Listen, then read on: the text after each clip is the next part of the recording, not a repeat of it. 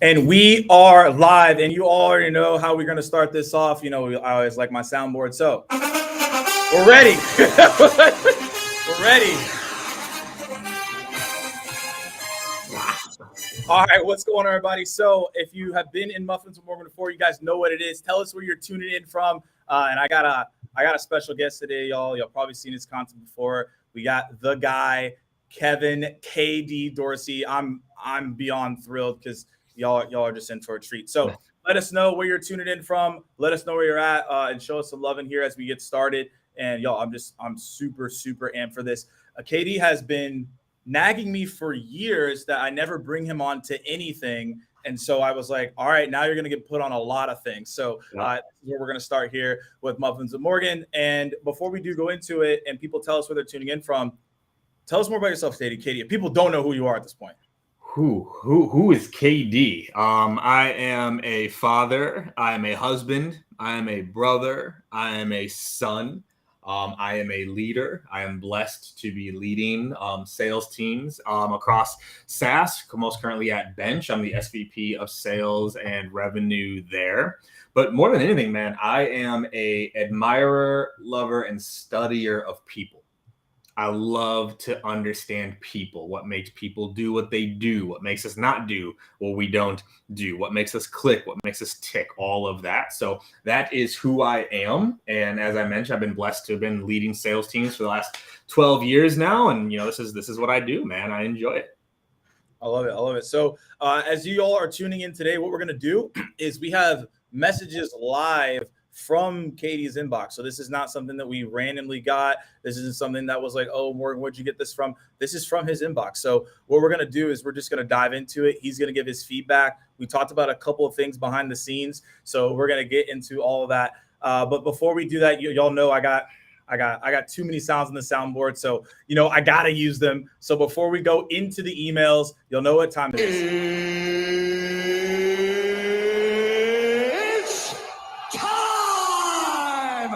All right, y'all. So it's time. We're going to dive into it. And also as well, like if y'all have questions for KD, there's nothing stopping you from doing that. So in the chat, if you're like, hey, KD, I got a question around sales, leadership, brand. Why does he always wear a black hat? These are questions that you can ask across the board if you want to. So throw it in the chat. Appreciate everybody tuning in. And so we're going to hop right into the slideshow here. So before we do that, I want to get a pulse of everyone tuning in, because the goal here is, we're going to have some fun, but we also want you to learn.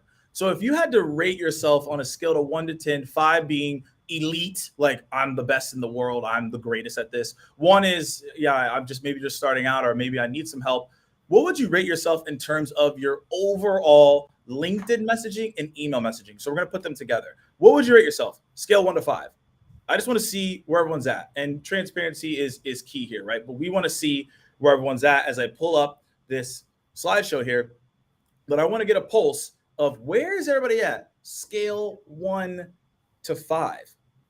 Very curious. Katie, what would you put yourself on? Like 10? 10 out of 5? Or if it's 1 out of 5, I'm going to give myself probably a 4, maybe a 4.3. Because this is a space that continues to change and evolve. Yeah. Like what was a 5 6 months ago is not a 5 anymore. No. What was a 5 a year ago is probably a 2 now. And so those are things that, you know, I'm constantly trying to optimize and tweak to figure out. So like, you know, I don't know if I'll ever be able to really give myself a 5 for probably more than 3 months, because after 3 months, it's probably not working as well anymore. And I have to adapt something. Yeah, I agree with the answer. I think anyone who gets a 5 out of 5, it's like, a little sus. All right, y'all. So let's get into this. And by the way, we're just going to break this down, and I'm going to tell y'all how this isn't going to end up working once I share my screen here. The goal is that we're going to take, again, what we have here. Hopefully y'all can see this. Let me know in the chat if you can see it. Everybody should be able to see what's going on here. So what is the goal? The goal here is we're going to go through messages the LinkedIn as you see it, also through email, and we're going to go through and give it feedback. Now, ultimately, what I'm going to ask for is what your grade is. This grade is not to roast people. This is just to get an understanding of what is good and what is bad so that you know what to not do. And then we're going to talk about some things that you can rework to make this better. So, Katie, talk to us. You got this message on LinkedIn. What do you like? What are some suggestions that could change? What's your take? All right. So if I look at this message, so it starts off with the hello, Kevin. Now, what I already know here is that this individual does not know me, right? I don't know if you've ever called me Kevin in my entire life, Morgan. You know what I'm saying? It's only to mess with you. Right. Like, I think you actually did that one time, like on stage or something. But like, so that's the first is like the hello, Kevin. Like, I already know this person probably doesn't know me very well. So I'm like, all right, what is this? Now it opens with the question, are you looking to expand your client base and take your business to the next level? Okay. More than likely, I stopped reading right there. Because like, are you looking to expand your client base and take your business to the next level is so broad. I have no idea what that means. Like my personal client base, the company I work for is client base, right? So we need a much stronger opening hook here. Our team of specialists help as niche professionals like yourself attract and attain high quality clients using our unique APTS strategy. We can help. Whoa, there's just a lot happening here that I don't know or understand yet. Now, the next section I actually do like a little bit. Our approach is 100% organic and human powered. So what this is doing to me is this is ideally probably trying to address an unspoken objection. Where like a lot of people, when they think about lead gen, they probably just think it's automated, it's technology, whatever else. So like, oh, it won't be good. So actually like this, where it's getting ahead of the idea that this is, whatever else, it's organic and human powered so you can trust it. I liked that part of it. Okay. And then like the rest of it is just kind of like very fluff. There's no real connection of the dots to the benefit of this or anything else. So overall, is this a 1 to 5 grading scale or a letter grading scale? This is 1 to 5. 1 to 5. So yep. On this one, I'm going to give it probably a 2, if not a 1.5, because there's no personalization, there's no relevancy, there's nothing about me in this. So this one's probably going to get a pretty low grade from me. Okay. So a couple of follow-up questions here. I see an emoji. Now, for you, and this we could go for you personally, and then we can go overall. When you see an emoji, is that like gonna gravitate your attention more? Do you feel like this is a waste of space?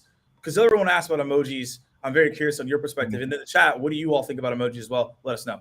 Yeah. So emojis, the reason why you use an emoji is because an emoji should come across more personal, right? Like you send emojis to someone that you know. This emoji doesn't work because it's clearly not personal. Whereas if it was personalized in some way, then the emoji makes sense.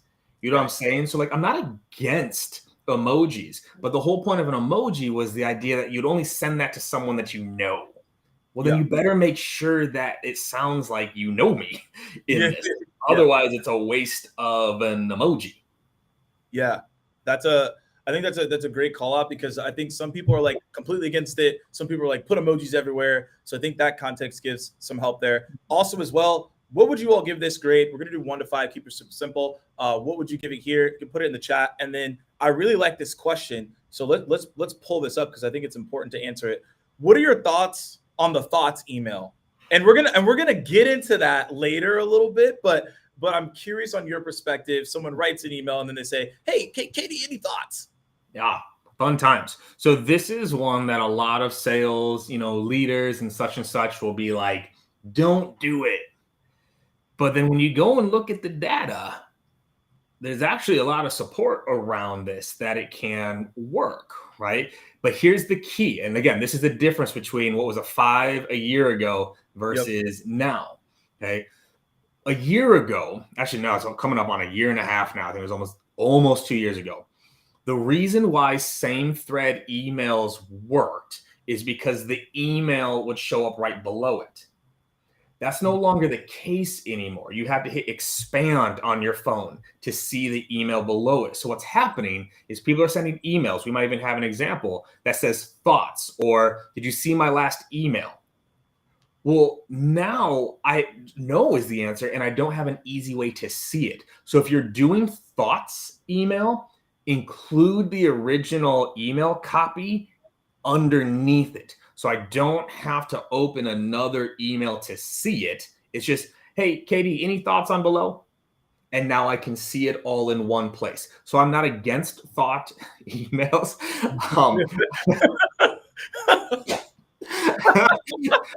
That just No, maybe not those type of emails.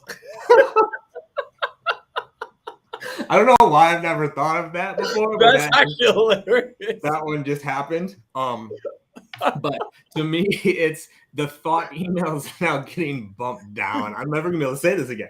I'm never gonna say damn, son, where'd you find this? Y'all got the point. All right, y'all. So y'all can no longer use the thoughts. I can't even use it anymore. Can't even use it. We're throwing that one out. So Anson's question is no, you probably shouldn't use it. So again, and this is Jesus. Wow. All right. Anyway, It's over. It's a wrap, y'all. But the key on this, so conceptually, it can work well. Just include the original email underneath it so I don't have to go somewhere else. Something that y'all will see in some of the emails that we show is they reference where they're saying like, did you get a chance to see my other email? No. Do you expect me then to go back and try to find the other email? That will not work. I think that's a great breakdown. Hopefully none of y'all take this and start creating the thought cadence. Hopefully I don't see that in LinkedIn. Don't tag us. We didn't create that. That was on you. Just to like this discretionary tale that had nothing to do with us. All right, y'all. So again, let us know what your grade is on this one. I think the consensus is 1.52. That's what I put it as well. I do agree with you on the value prop. I think that's pretty solid there, but the rest of this we can move on with. All right, so let's look at this next one. So this next one here, we'll put it back on the screen. And Nicholas, thanks so much for your question. Did that answer your question? Let us know in the chat. But let's get into this one. And I think I can zoom in a little bit, and I'll do that here in a minute. But all right, y'all. Mm-hmm. We're going to talk about this one. Katie, go walk us through. Yep, and I'll dive into this one. And actually, I will call this out. I did get it. I still remember this. I did get an email where they used an emoji, and it was the buffalo emoji. They used the buffalo emoji. Why? Because I love the buffalo, and that is well known. It is in my background. I've got it on here, and they used an emoji that was applied to me as a person. So just, again, it's not about the emoji. It's that it's not personal. All right, so if we look at this one, please pardon me for reaching out to you as a cold note. So we're already opening in a way of like apologetic, right? That we are doing something wrong. So y'all, we aren't doing anything wrong by reaching out to people cold. We are trying to help them solve a problem. So I don't love the please pardon me for reaching out to you on a cold note, but also y'all know this about me with my style, and this works better in email if you use any of the tools out there that score as well. You want to write like you sound, okay? And so no one would ever probably say this in the real world. Please pardon me for reaching out to you. It's like, no, like even something as simple as like, hey, dude, I know you're busy. I'm actually okay with that. I know people I'm going to say, KD, I know you're busy. You're the SVP of sales at an 8, like that I'm okay with. The apology of please pardon, I don't love. Hope you're doing well. Again, people get super fired up on that one. I don't care about that line very much. Hopefully you mean it. Okay, so here's where it starts to fall apart a little bit quickly. I was meaning to connect for 30 minutes. So we're already asking for time here when there's been no value exchange. There's been no asking of anything. And so it's like, I was meaning to connect with you for 30 minutes. You're already asking for time over, whatever it is they're selling. Okay. We've been working on, we're creating, right? We're creating AI for everyone, which is simplified to, basically, I still don't know what's happening here. And they've already asked me for time. But then again, a bit about Blank, an AI-based platform that solves for multiple use cases. Supply chain, well, I'm not in supply chain at all. Excess inventory, I don't do anything with inventory. custom modules, personalization. So like basically within this one, again, nothing about me in here, no value to me, but this is an example of hoping the message will sell the product for you. Mm-hmm.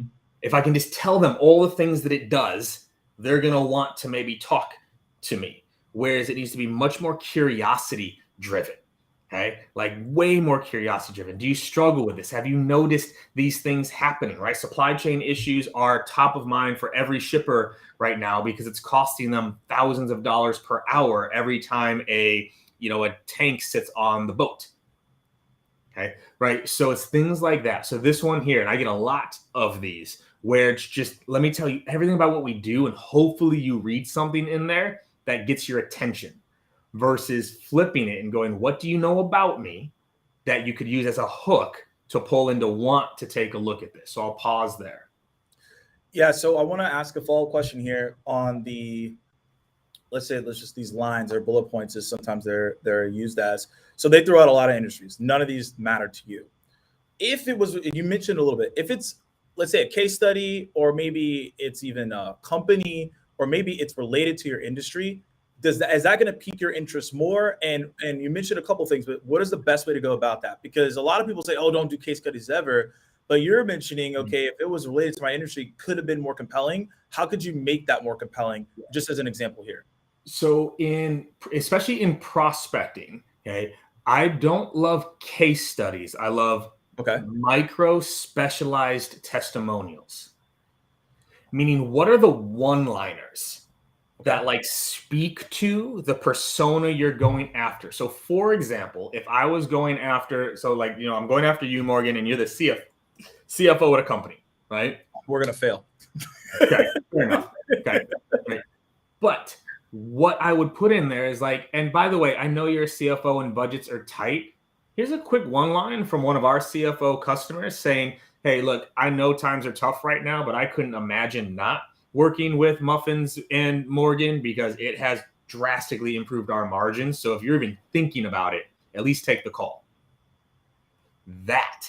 We need the micro testimonials. No one believes the case study because it's always like this perfect vision and version, and it doesn't ever sound like somebody. Versus, if you're a CFO, I know what you're thinking right now. You can't even imagine spending on this. I'm telling you, it's at least worth taking a look at. We've been with them for 2 years. It's go getting those micro testimonials. That's what you plug into your prospecting messaging. And then it has to be aligned. So one thing I'll wrap on there is like, if you're a CFO of a 100-person company, I need a CFO from a 100-person company leaving it. Whereas what people do with a lot of case studies is like, look what Facebook did with us. I am not Facebook. Like, it's not relatable. Right. So you got to make it more aligned to what I actually am. That was going to be one of my follow-up questions, and you answered it. So that's great. My other question to it as well is, and this could be later down the line, what do you think about photos? And we're gonna show an example of a photo here in a minute, but what do you think about photos and doing that micro testimonial where it's like a quick snippet quote from a customer? Do you feel like that could be too cheesy and not real, or is this better to keep in text? Yeah, text is better because you want it to look as real as possible. Whereas as soon as it's mocked up by marketing, it feels markety. Whereas if it's just that one-liner and a link out to their LinkedIn, simple, right? It's almost like they wrote the email. So I want to be very careful with testimonials, with case studies that look too good, to be honest, because they're immediately dismissed. Where if it's just that short one-liner and talking in the language that your prospect would talk in, I found that to be much more powerful.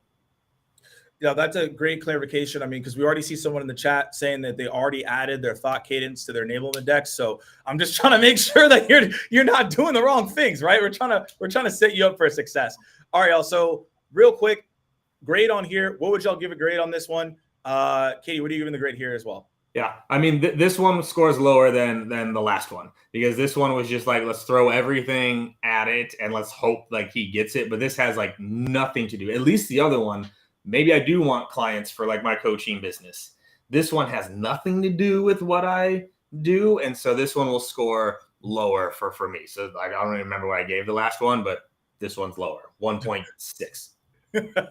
All right, y'all. Let us know what the grade is in the chat for you all. And as we're going into this, and we have a ton of people listening in. We appreciate you taking the time on the Friday. We got to get a pulse check. Is this helpful and impactful for you so far? Just real quick, is this impactful for you so far? Let us know in the chat. Otherwise, we could just leave and eat I have my muffin. I think Katie brought his crumpets, so we can just leave and just chop it up behind the scenes. But let us know if this is impactful and helpful so far as we go into more of this content. And for those of people who are just joining in, if you have a question, if you have something that you want to dive into, feel free to throw that in the chat. We'll answer questions as we go along the way, and we'll make sure that we can dive into it. And one additional thing before we go into the next email here that I had like written down and something that I saw is when you're looking at an email like this, you mentioned something about curiosity and things of that nature. Are you saying asking questions at the beginning of the email, or is that just thinking in a more curious state? So it's a little bit of both. If we think about call to actions, right? Can you get me to think about anything from your email? Mm-hmm. So if I look at this, right? What is this making me think? It's not making me think about anything, and it's not making me feel anything, right? So I've talked about this on LinkedIn, right? Think, feel, know, do. What do I want them to think about? What do I want them to feel? What do I want them to know? And what do I want them to do? So far, we're not getting any of that. This isn't making me think about anything. Whereas if I were messaging you, Morgan, let's use this like this show, right? Mm-hmm. It's like, Morgan, did you know that most webinar attendees drop off within the first 7 minutes? When's the last time you checked your attendee drop-off rate? Might be something worth looking into. Yeah. That is going to make me think. And then my follow-up email. Morgan, did you check out your webinar drop-off rate? What did you find? Still no response. Morgan, I have a plugin that would let you do this on your next webinar for free. Would you like to try it and see? Because if you can get people past that 7-minute mark, they stay to the end where most call to actions are. I'd be willing to let you try that. Next email. You see what I'm doing? Like, these are 1-line, 2-line emails that are going to make you think about something, make you feel something, and make you do something. Yeah, you're prompting action too. Did you check out? I like that. I think that's great. Is like, hey, did you check out that data? It's like, interesting, right? Like maybe I need to go do that. That's a good call out. And then now, obviously, again, yeah, Cameron, I'm sold. What are you selling over there? Yeah. No, that's great. And so what we're gonna do here before we go to the next email, we do have some emails that are good. So I know y'all gonna ask like, Morgan, where's the great emails? Like they're coming. So just relax. So what we're gonna do here though is we do have a couple questions that I want to dive into because I think this is really applicable to what we just talked about, which is what has been the biggest change you've made to your email strategy in the past year? So this is what we were just talking about behind the scenes, right?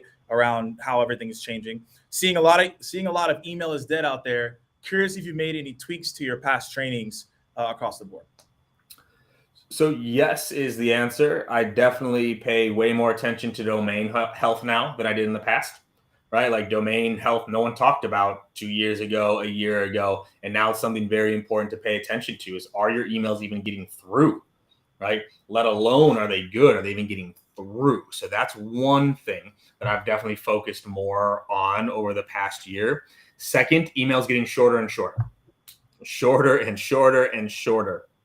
You used to get away. Actually, this is one I used to teach this. Right? There's no such thing as a long or short email. There's only interesting or uninteresting.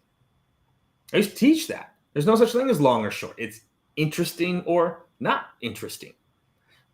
That is not the case anymore. Longer, even well written, does not get nearly the same response rate as something that is shorter. So shortening has been a big focus of what I work on with people. What are some other things, right? Like videos. I'm still huge on video, which has been good. So I still preach that, and everyone still gets like, they're scared of spam or they're scared of it. I never saw it.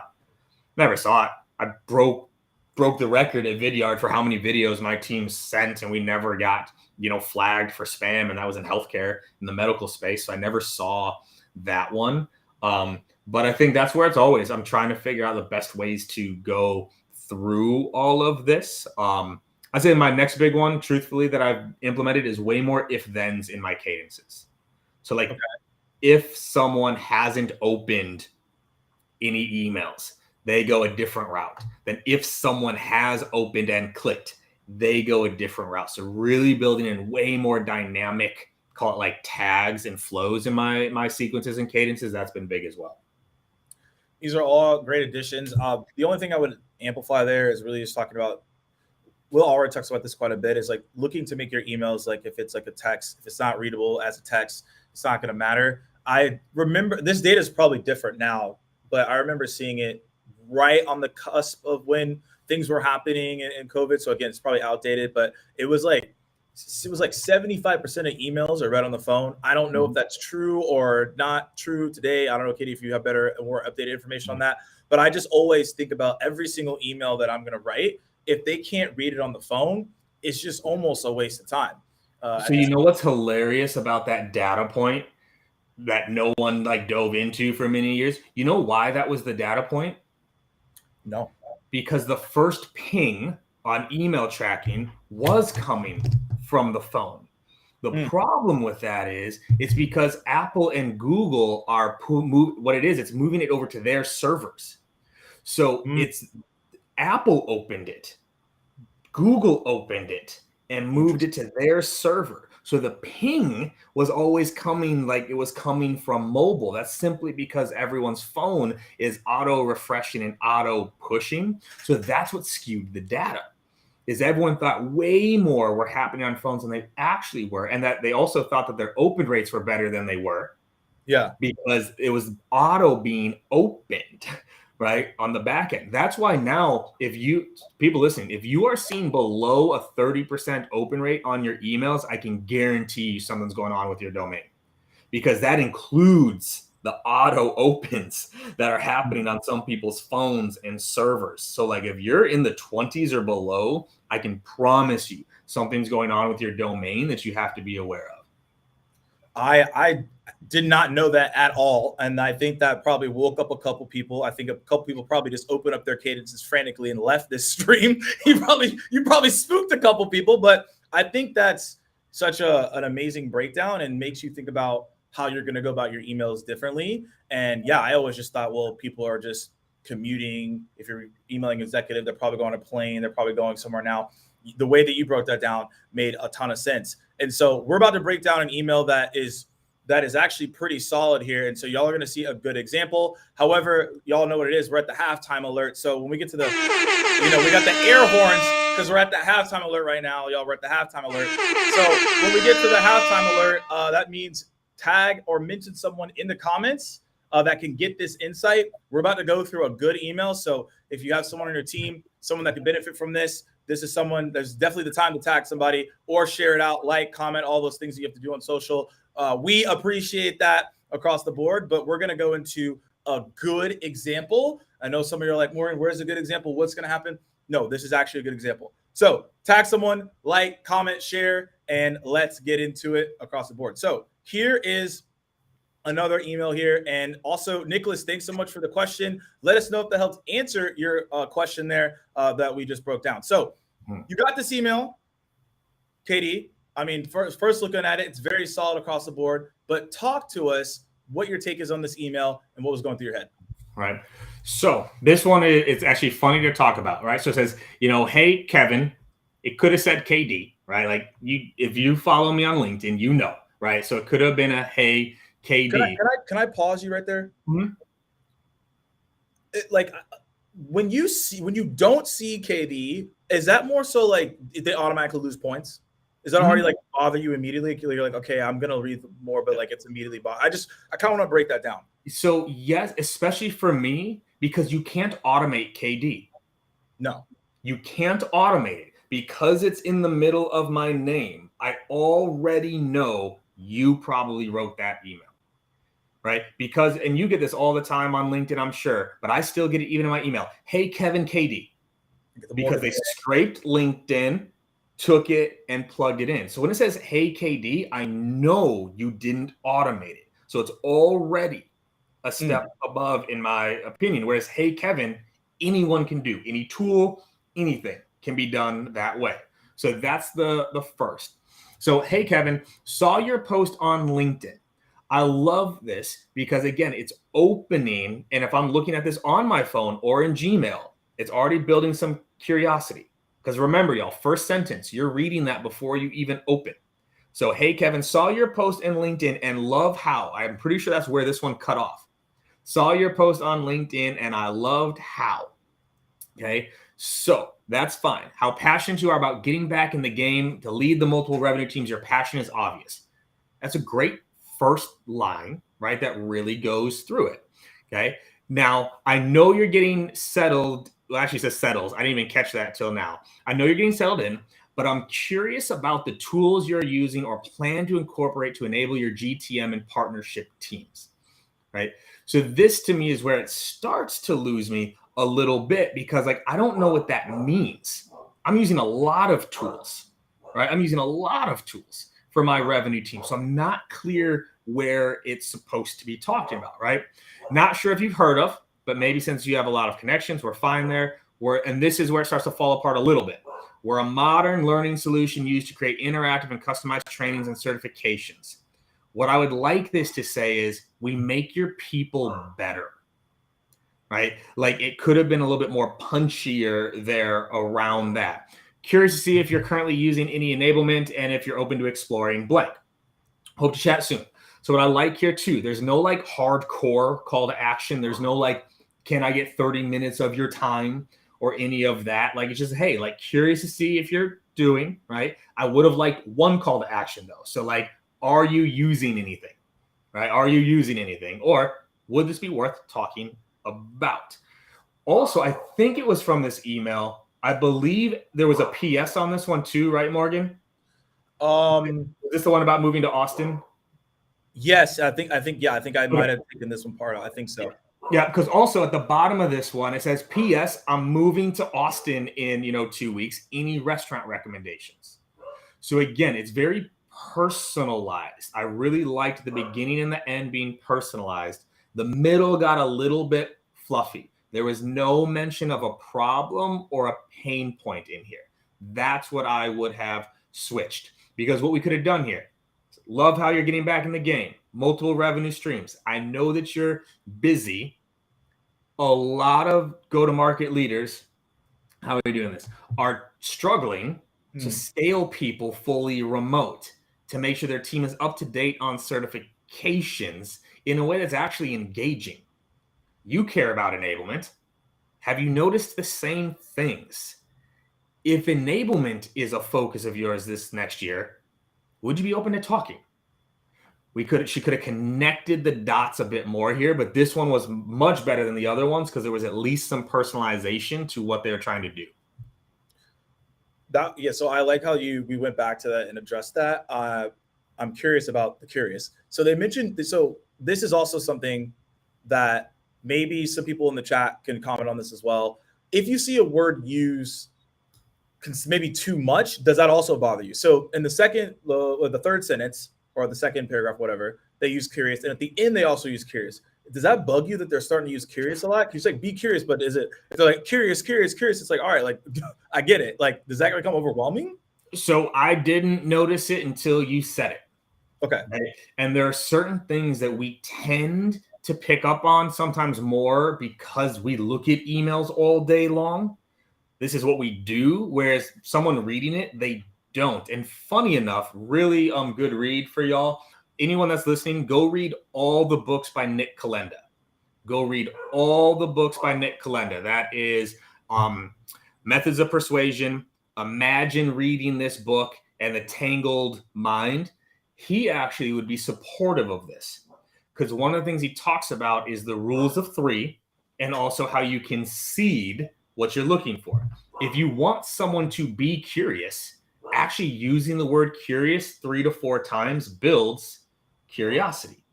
So I'm actually not against it by any means. If anything, I'm actually pretty for it. So y'all go read those books and you'll know what I'm talking about. Can you spell the last name for people who's trying to Google Nick that right now? Kolenda, Kolenda. Awesome. Hopefully y'all wrote that down. If you need to repeat it again, let us know. But I was just super curious on that because some people are like, whoa, too many words, same words. That's not going to work. So I wanted to point that out just as maybe someone had a question around it, but I'm glad that you clarified it. So what happened with this? Did you respond? Did you engage? Like, because you said this was a pretty solid email. 1 second. My son is protecting me from the FedEx man. Give me 1 second. Do your thing. Okay.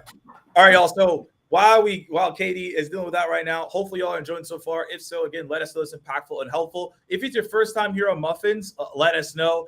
This is what we're continuously doing, providing insight to y'all in the sales game across the board. And I want to call someone out. I think I saw them earlier. Appreciate the love from earlier saying that we could go for hours. We could, but we only have an hour here, but we'll bring Katie back if y'all want them. And then also as well, make sure that you are sharing this out if you can. And we got some more emails we're going to go through. But it looks like Katie is back and he survived the dog attacks. We're good. Can you hear me? Yeah, we can hear you. Okay, cool. Just my son, Goat. That's my dog. Gentlest thing in the world. Wait, your son's name is, or no. Your son's name is Goat or the dog's name is Goat? Hold on. Well, the dog is my son. He's my only son. I'm a proud girl dad. So Goat's my dog. That's my son. But like his greatest enemy in life is the delivery man. No matter what. Greatest enemy in life. So that's what's happening right now. So I think we're good here and we can go through it. All right. So what did we lose here? Where are we at? What are we talking about? So what we were talking about here is we've all, first and foremost, I'll ask the question again, but I'm going to take a step back because I want to get everybody's pulse on this. So for everybody in the chat, let us know, what would you grade this? We're doing 1 to 5, keeping it super simple. So what would you grade this 1 to 5, this email? So we want to see that chat feedback. I'm going to ask you the same thing, but the most important question is, we know this was good. Did you respond to it? How did you engage? Did this lead to a deal for them? Talk about that part. Mm-hmm. So no. And so this is a classic here, right? Is this, notice, when do you think this got sent? As soon as you made the announcement. As soon as I made the announcement, I got this email. It got buried in the hundreds of emails that I got from the announcement and new hiring and onboarding and calendar invites. So the email, although I'll give this one like, a 3-ish, okay? The timing of this email was poor because it was too soon. It got buried under everything. I didn't even see this email, truthfully, until we were going and preparing for this session where I was going through. Mm-hmm. So it was a good email, but then this is going to be something, and we might get into this next one, and y'all could probably guess it. She did a really good job of personalizing that first line. In her follow-up emails, do you think she used that personalization? She did not, right? So the personalization got used once. Then the future emails are all templated. It was a waste of personalization. She should have used it again and again and again to continue to drive the open, right? That's what I think the miss was here. It was bad timing, but then also the personalization never got used again.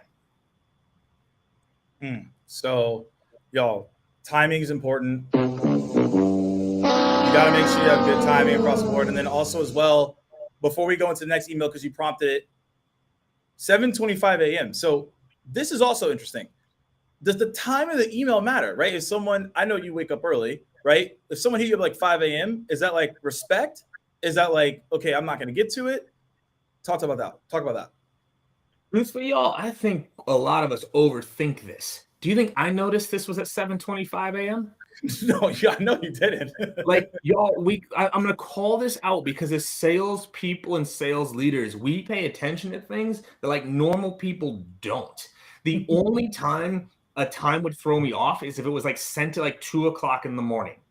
Because if it was sent at 2 o'clock in the morning, what do I know? Automated. But Morgan knows this about me. Like, what time did you text me this morning? Like, it was like 6, maybe 6 or 7. 5 something, right? Like 5 something like 5:40 my time. So like, yeah, what's up? Like, I'm up early. I go through my emails. It's fine, right? I don't worry about the time of it, but do understand, think about your prospect's day. If you're sending emails in the morning, it might be on the top of my inbox. It might be at the top when I get into my email. So that's a good place. End of the day, when I go to clear out, that could also be a good spot to be, right? Where it goes through it. Because here's what people tend to forget. Again, you can interpret data however you want. They'd be like, oh, the best time to send an email is the morning because that's the highest response rate. Okay. Is that it? Or is it that just when most people respond to emails? Sending and responses may not be the same. The best time to send might actually be 7 o'clock at night to be on the top of their inbox the next day, right? So the timing of this didn't matter to me at all. Follow-up question here, because some people do ask me this. That's for email, but what about LinkedIn? So is it like, because it's a professional platform, you can't send past 5 or early 8 again, or is that overthinking by people's? Send a. I'm trying not to cuss during this. You do what you want. I don't know the rules, right? Like Muffins doesn't exactly sound like a place I can come and cuss. You know what I'm saying? Do whatever you want. No. Okay. We need to focus so much more on writing better messages. Period. Write better messages, and the time you are sending them is not going to be nearly as impactful as just sending better messages. So that's my take. Yeah, no, I mean that's the key. Because I think a lot of people will break down and be like, okay, like if I send it at 6:24 p.m., I'll have a better response rate instead of focusing on how do I be more relevant. Because here's the thing, y'all. We got to talk about, let's do math real quick, by the way, because I always love this shit. When someone goes, by sending at 6 o'clock at night, we saw a 20% increase in responses. Okay, y'all know how percentages work, right? If my response rate was 3%, what is my response rate now? What is a 20% increase on 3%? 3.6. So I just went from a 3% response rate to a 3.6% response rate. That's a 20% increase on 3%.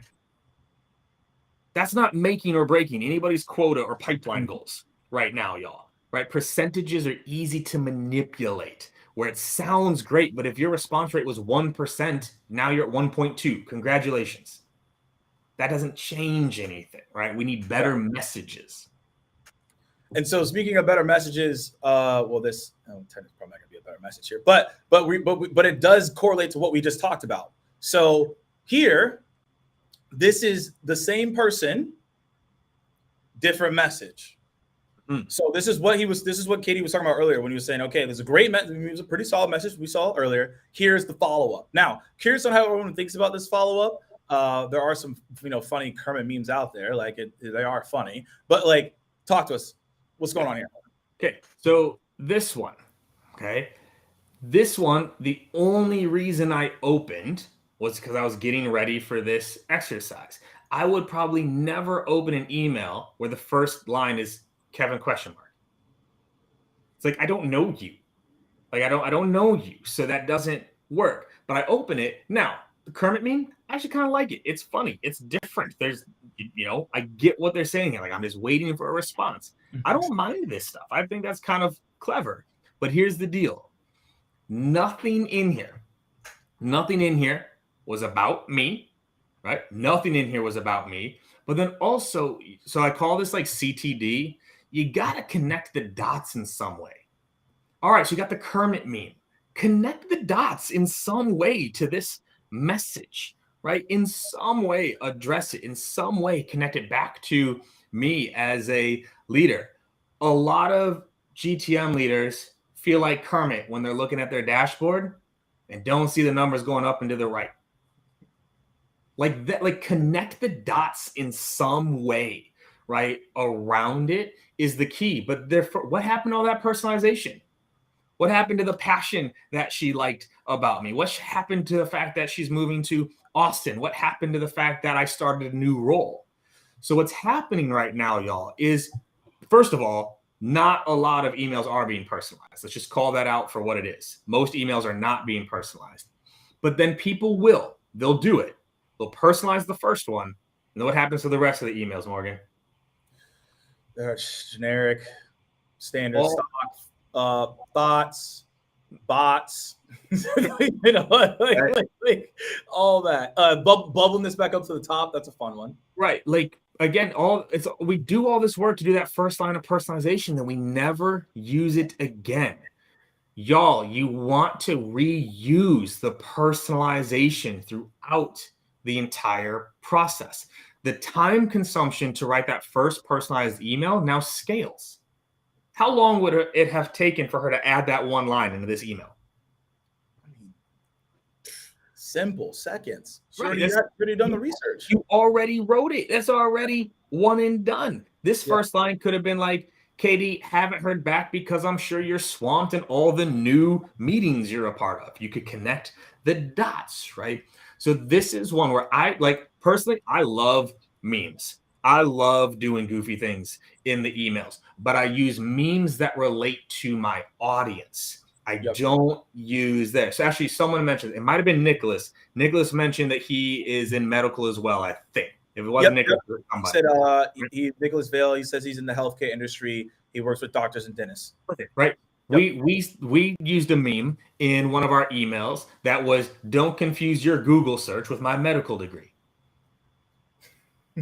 How do you think doctors felt about that type of meme? Right.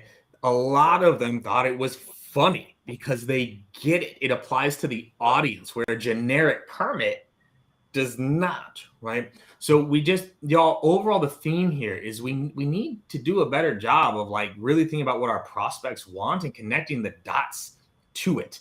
Are there memes that a sales leader would think are funny? Probably. Actually, I know they're out there because I've used them, right? So think about your industry. I've talked about this. Go Google, all of y'all right now, go Google industry persona meme. See what happens. Go Google it. If you're going after CFOs, type in CFO memes, VP of sales memes, doctor memes, financial advisors memes. Go find the things that they think are funny. Plug those things in, right? So what I wanted to call out is she did a pretty good job in that first email. The rest of them were templates just like everybody else, and you just get buried and you don't get the result that you want. And let's follow up on a question here, because you just talked about personalization, and this is a really good question here, is what is good personalization, right? Some people think it's, hey, you went to college, go mascot. I don't think that's what it is. Or it's related to like a city. So maybe they live in Chicago, you talk about the pizza.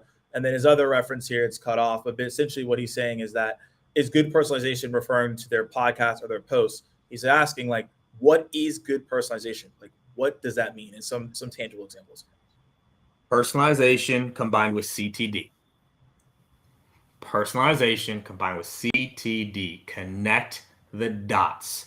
So I saw you. Where'd you go to school, Morgan? The University of Georgia. Go Dogs. Go Dogs. Okay. So, hey, Morgan. Saw you went to the University of Georgia. Congrats on the national championship this year. That must have been Bulldog pride through and through. So your college won a championship, but as a business owner, are you on pace to achieve yours? A lot of business owners, as they are starting to scale out to achieve their national championship, they don't generate enough pipeline to get there. We might be able to help you solve it with the same tenacity of a Georgia Bulldog. Let me know if you'd be open to chatting. See if we can't do something for you. Morgan, go Dogs. That's personalization and connecting the dots, right? Y'all see what I did there? Took the personalization and connected the dots to what we do, connected the dots to the message. That's the key to personalization. So I hope that answers the question. I think that was a fantastic answer, because I haven't heard it described that way. Typically, people are like, "Oh, it's relevant," or "be personalized," and provide value. One of the greatest answers of all time. But no, this you almost threw up there. You almost threw up on the provide value. But like, no, I like that. So Nicholas, thank you for and there. Hopefully that was helpful for some people as well, because I know that's probably a question in your head. What is personalization? I think you broke that down the best way across the board. Yep. I did this live with a company I was consulting with a few months ago, right? They emailed somebody and they got the autoresponder back on vacation, right? I will be on vacation. And she actually listed where she was going to be on vacation. And the rep was like, yeah, like they're out of the office. I was like, time out. Okay. When are they coming back? She said in 2 weeks. So what email should we write to her saying, hope you had an amazing time in blank? If that was the first sentence, best believe she's opening that. I hope you had an amazing time in. And I had we did this all live and it took less than 90 seconds to do. Top things to do in, I'm trying to remember where the place was, but like top things to do in blank. Googled it, right? So I hope you had an amazing time in blank. Did you happen to check out the whatever? It looks really popular. Second line. Now, hopefully on vacation, you didn't spend even 30 seconds worrying about whether or not your inventory and return policy was up to date. But my guess is if you're like most, it might have crept in. We help solve that, where the next time you take that vacation, you won't even have to spend a second worrying about whether or not this is up to date. Would you be open to a conversation? Personalization, connected the dots, call to action, meeting booked. Like that's how you do it, y'all. And that's a short email. That's not a long email. It's nice and short. Yeah. I mean, ultimately, and that's the way, right? I mean, it's keeping it super simple. Like, I don't know what else to really say. I mean, that's like, it's that simple across the board. Now, we're coming up on time, and one thing that you always have to be mindful of is respecting people's time. So, Katie, we're right on the hour. Can you hang out for another 3 to 5 minutes to answer questions, or do you need to go? Yep. I can hang for about 5, 6. Yeah. All right, cool, y'all. So this is the rapid fire round. So if you have any questions, now is the time to ask your questions. Like I said earlier, if you've been enjoying this so far, like, comment across the board. And as we're wrapping up here, if you want KD back, let us know in the comments. If no one says anything, then I guess y'all just didn't like this, and that is what it is as well. But if you do want him back to some capacity, let us know in the chat. And I appreciate all the love from earlier for people that were first time here and you're enjoying the show. This is something we do weekly here on Friday, so continuously join us. But if you do have a question, maybe you asked it earlier and it got missed, or you have something that you want to ask, this is now the time while KD is here. We're going to go in and answer some questions. But one thing I do want to mention, while people do maybe have there's some questions here. All right, so this is a personal question. All right, so what is your favorite spot in Austin to eat? See, it depends. And Morgan knows this about me, right? I'm very specific with questions. It depends on the meal. It depends on the meal. So like breakfast, I love like moonshine and carve are two of my favorite for breakfast. If we're doing like the day drink, love getting out to either Beerberg or what else? Treaty Oaks. That's a great one out there that I love to go to. And then we had a really, really good meal at Commodore downtown Austin, which is really good, like Mexican food and like mezcal and things of that nature. But you got all like the taco trucks, right? You got all the things that you can go and grab too. So those are some of my go-tos though, for sure. Those are some good spots. Hopefully you go check that out. David, I don't know if you're in Austin or planning to go there, and those are some good stuff. Now, Shane asked a good question. Don't know how much you can share here, but can you share a few of your favorite email DM hooks? Thanks. So I'm going to assume, like the hook, like to get someone to open? Yeah, that's. I guess the context here is like your opening sentence. Yeah, so that opening sentence, that's where I want that personalization. Right, something in that first line that makes me think, hey, this was written for me. So I read, on blank, things truthfully, y'all, and I've tested this is working well. Like I'll give the juice, not even using the first name, but saying like, read your article on Crunchbase. Like not even going, hey, Morgan, just like read your article on Crunchbase. Morgan, I would love to find. So like that opening sentence is like something about me. So the framework I teach, right, is KPIC, no problem, impact, call to action. that first sentence. What do you know about them? Ideally, it's about them as a person, but someone mentioned this in the chat earlier, or something you know about the persona. Yep. So it could sound like, yo, VPs everywhere right now are trying to figure out how to hit quota with fewer reps. That's something you know about the persona. Yep. That's a really strong hook. So I hope that helps, Shauna. Yeah, Shauna, let us know if that was helpful and if we need to dive more into there. But I think that was a great answer. Okay, so this one's really interesting. Jamie's saying, I've been sending personalized poems out to people. They're getting views, but so far no meetings. Do you think I'm wasting my time? So good old-fashioned yes and no here, right? Where like, are you wasting your time? I'm going to say no first if they're getting a lot of like views, okay? Like if they're getting a lot of views, then great. That's the first step. But not every email is supposed to book a meeting. This is also something we get wrong. Not every email is trying to book a meeting. I have emails in my sequences that are designed to only get a click. That is it. I'm not even asking for a response. Can I just get them to click something? That's all I'm looking for. So what might be happening here, Jamie, is, okay, they're reading it, but so far no booked meetings. I'd be curious to know what the call to action is, or, oh, she nailed 5 views on one today. So email them back. Hey, Morgan, looks like you might be forwarding my email around with my funny poem. Hopefully it's because you liked it, but I was wondering if we could get a time to talk about it. So take that extra step. If someone's engaging with it, reach back out to them and ask for the meeting. Because I wonder, and this is me totally ignorant, Jamie, so I don't know. I wonder if the call to action isn't clear on a poem email. Maybe it is. Like maybe like it's very clear, like, hey, give me a call or send me an email. But it might be getting lost in the overall of like, that was a cool poem. And we forget like, oh yeah, I was supposed to respond to it. So that would just be my only little tidbit at the end there. We're going to wrap up and get to this final question from Nicholas, and then we might be able to squeeze in John if you're, but I want to respect Katie's time. I do have a small thing that you said there, because I know I already hear the people right now saying, well, Katie, like the follow-up could be really annoying if you mention it and call it out. So you're saying if it has 5 views, so hear me out. So I already know what people are saying in their head. So we're just going to address it, and we're going to attack it right now. You said, hey, call out that they've done a lot of views. There are some people in here, some people listen to the replay, they're gonna be like, wait, that sounds invasive. That sounds aggressive. Could you talk to that directly and talk to the audience? Because I already hear people saying that. Yeah. You're already doing it, so you might as well let them know. Like, there's nothing to hide here, y'all. This is not 1980. This is not 2010. What? You can track my emails? Everybody knows emails are tracked. This is not like anything else. You just say, hey, looks like it's getting forwarded around.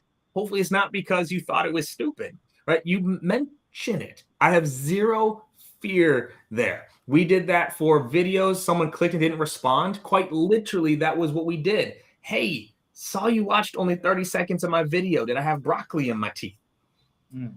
Because you didn't get to the end, you might have missed where we're so upfront about it. We are completely open and honest.